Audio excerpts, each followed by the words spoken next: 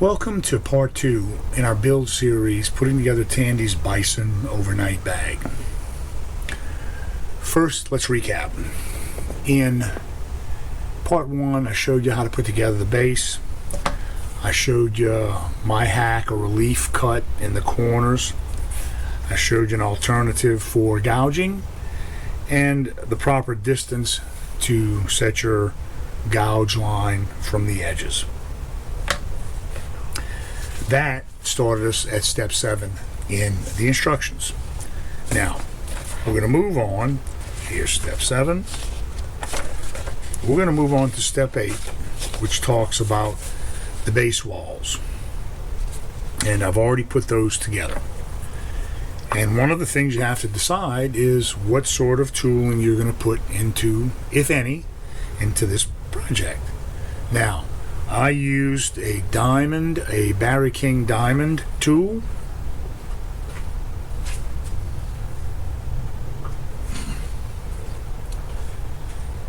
This is my Barry King diamond tool. Barry King makes wonderful tools. They're expensive and they're worth every penny. Since we have the sidewalls stitched together, we've technically completed step 8. Now, you'll notice, and there's my dog Reese again, I've doubled over both sides, or top and bottom, on all 4 corners, okay? And in the instructions it talks about just doubling over one side, the top side, and leaving that bottom side as a single stitch. I'll get into that in a little bit when we go to the next step, which is step 9, and that's attaching the side walls to the base. Now, in step 9, they talk about using 2 pieces of lace, so you're doing 2 separate stitches with the base walls to the base. I like to use 4 different stitches. I'm going to do the short side, the long side, the short side, the long side. And I'm going to go away and do that and explain to you why I like it better. Doesn't matter, you can do it either way. In my opinion, it's a little easier. Now, the last thing I'll tell you before I start stitching the base, those sidewalls to the base, is you can see that I've finished off my stitch lines. I'm going to cut these. I'm going to use a lighter, burn them, but then I'm going to use my best friend, clear Gorilla Glue.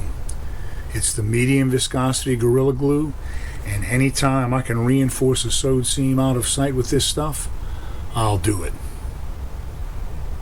This is my go-to.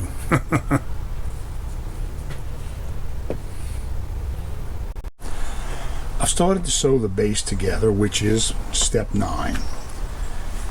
And like I said, I'm not going to do 2 segments. I'm going to do 4 segments of thread. Here you can see I've done one of the short sides. And here I've done all of my reinforcing with Gorilla Glue. Okay? Now, if you look on the outside here, doing it this way, I don't have to go over these edges at this point, okay? And remember, I told you I double stitched both the top and the bottom parts of the base side, okay? When I go to do this long side, I'm going to start 4 or 5 holes in. I'm going to back stitch over this edge and come back.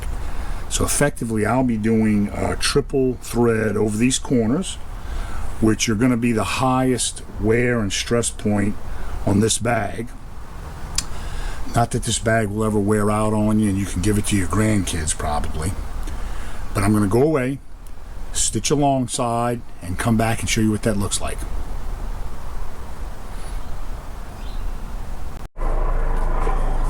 I've sewn up one long side. You can see that. I've went over 2 corners. You see how I went over that corner? I went over 2 stitches and came back. Did that on those, did that on, yeah, that one right there. And there's Roscoe barking. The dog's just going crazy today. and then I did the other one. Now, remember, we did this relief cut, okay? You are gonna, if you do that relief cut, when you go to sew those corners, it's gonna make your life a lot easier. Now, I'm gonna go away, sew up the rest of the bottom, show you what that looks like. That'll conclude part 2, and we'll move on to part 3 and putting together the rest of the bag. The base is finished. You can see, hopefully you can see, there you go. I have tied off all 4 of my stitch lines. Again, you could have followed the instructions and done it in 2. You could take in one long piece of thread and done it in 1. All 4 of my edges are done. I think it looks really good. Here's my maker's mark. So that takes care of part 2 in our build series on Tandy's Bison Overnite bag. Part 3, we'll get into more detail and build the top.